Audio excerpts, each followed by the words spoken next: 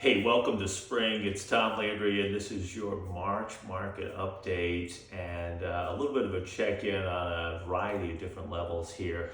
I'm upstairs in the third floor of my house with one of these amazing Velux skylights, and I'm going to show you this. So this is called the Cabrio, and just quickly, this has nothing to do with the email in front of you, but check this out. I'm sure you've seen them.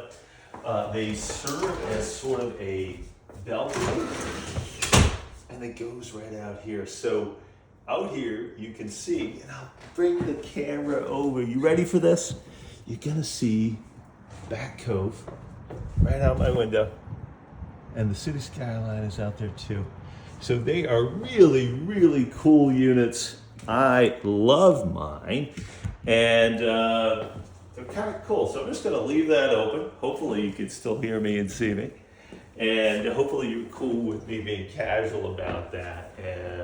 So anyways, we did over this entire third floor. We love it. And it was done by my building and restoration firm, our sister company, Cornerstone Building and Restoration. And I encourage you to go onto the website. These guys are absolutely fantastic. And if I endorse them, boy, that elevates things in my opinion, because I don't want it to go bad for my clients and my friends on the building side, which is super complicated, and it never does. We have a wonderful, wonderful team of people there. Cornerstone BR is in building and restoration, cornerstonebr.com. So what's in front of you? What do you got going on? So the first section is really coffee and conversation. So this coming Monday, the 24th, 9 to 10, we're going to be at Ugly Duckling. And now this is a bakery, cafe, breakfast place on Danforth Street, right by Waynfleet on the west end. Now it's owned by Damien and Ilma, who are friends of mine. You may know them from Cheval, and Ilma has been nominated for a James Beard Award. And she's an incredible, incredible baker. So they've got some sweet stuff, they got some savory things. And of course, with coffee and conversation, you're all invited. Bring some friends with you. 9 to 10, just show up. We're going to be talking about whatever you want to talk about. And it's there, again, on Danforth Street at Ugly Duckling, the 24th, Monday the 24th from 9 to 10. So I hope to see you, and your first drink is on me. So the second thing on the list is the spring market is already here, folks. Now, as we know, March historically in the state of Maine has been the snowiest month, and that's clearly not been the case. Now, it's been a legit winter. It's actually a little chilly out there right now. But this year, especially recently, has been mild, just like past years. And what that means is spring, then the spring selling season is starting sooner. So what does that mean to you if you're a buyer? Well, you need to practice the 2 P's. And what I like to call them is the be ready to be pouncing on properties, be ready to P, pounce, and P, be patient. Both of those things need to happen simultaneously. So what does it mean to pounce? It means having your pre-qualification ready if you're getting a loan. This also means monitoring your email. Now, the right listing, that dream house, may come on the market at any given time, and you need to be ready to see it day one, because there's still a quiver of buyers. There's more buyers than there are listings. And as they start to trickle out, you're going to see some things hit the market and they can go into contract just like that. So be ready to pounce. The second thing is be patient. So on the flip side of that is you don't want to force it. You don't want to settle artificially, because over the next 3 months, we are going to see a lot of properties. So balance both of those. The next section is about sellers, right? So if you're a seller, what does the spring market mean to you? Well, reach out to us right now. We should be helping you prepare your home for market, and it is about balance with you, the seller, as well. I love to see listings hit the market in April, May, and June. Those, to me, are the number 1, 2, and 3 months to hit the market. However, you don't want to rush it to the market. You want to go to market in the best possible way, hopefully within those 3 months. Now, to me, the first start of the official start of summer is really July 4th weekend. So I love it when people hit the market before then, but sometimes people say, geez, I want to just get on. You know, I don't want to take care of these things that are going to remove distractions. I say pause if you have to delay it a week or 2 or 3 to go to market the right way. It is vitally important to go to market the right way and try to remove as many of those distractions as you can for buyers. Keep in mind, folks, Buyers do not want to do anything. The idea that, hey, I shouldn't paint that room, or I shouldn't do these things, that is a misnomer. Many of our buyers are from away and they want to move into a house that is absolutely turnkey. That doesn't mean you have to do your kitchen over or do your baths. What we're talking about is the things that you invest $1 and you get 3 or 4 back on the sales price, but it also creates an environment for that buyer to move right in. We call it launch versus list. We help you go to market in the best possible way. If you want to learn a little bit more about that, you can go on to whereyoucallhome.com. It's a site directly about what we have on our team and why we're uniquely qualified to help you, whether you're a buyer or a seller. The next thing down on the list is about agents behaving badly. So it may come as a shock to you. Maybe it doesn't. We're all not naive about this. There's any group of industries out there where there's really wonderful actors, call that 99% of the people, and then there's some that aren't doing things above board.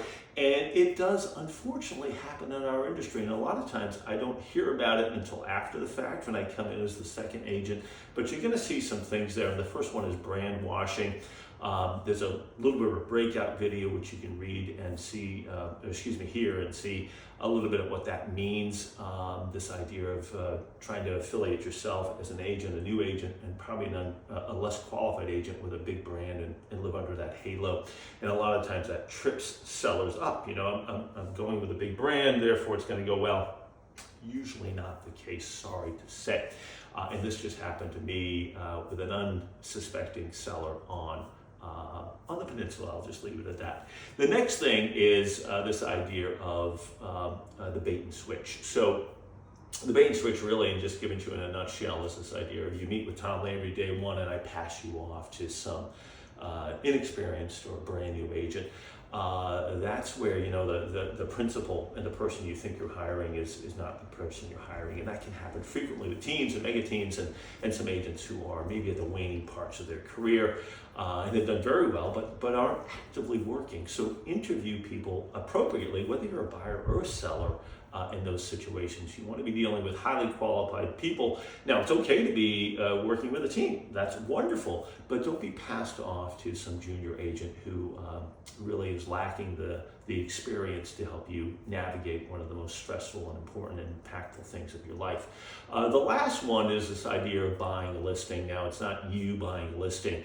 As a buyer, it's when an agent tries to buy your listing and ingratiate themselves with you by telling you an artificially high number. It's probably out of the group of things here, the one that's the least savory that happens out there, but it does happen.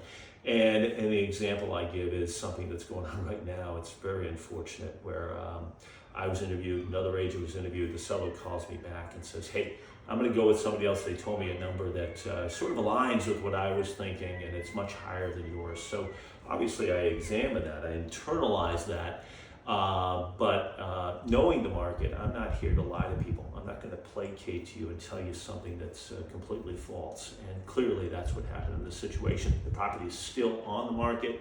And we'll see how bad it gets, but it's not good. And so seller and buyer beware.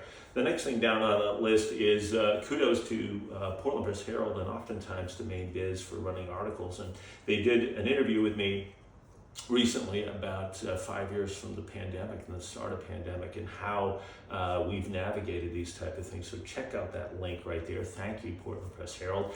And of course, thank you, Main Biz, for running weekly and even sometimes even more than that, segments where I am a contributor to them, and monthly we come out with our stats, which is at the bottom of the email.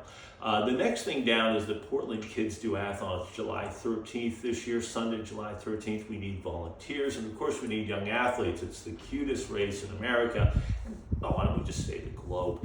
It's really, really awesome. I think it's like our 10th, 11th year. It's pretty incredible. I think it's the last year that little Maddie Moo, who we first started this for, is able to do the race next year. She will age out of this. So we're excited to share this with you. We love to have your littles, so share it with other people. This always sells out, so make sure we just open up the entry, share it with people right away. It's a wonderful thing to volunteer for, and it's a really, really cool event. So check out that website and make sure you register or share it with others and make sure they register quickly.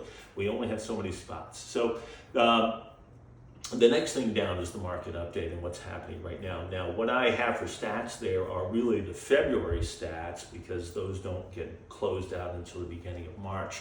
So we're looking a little bit in the past, and we're starting to see some interesting things happen. So check that out, read a little bit more about that.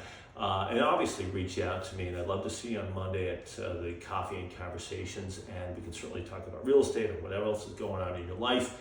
And I can bring you up to speed about what's really happening like right now. You know, that's the stats again are looking in the past, but we're starting to see some changes. We're starting to see a lot more listings come on the market. What does that mean for buyers? What does that mean for sellers?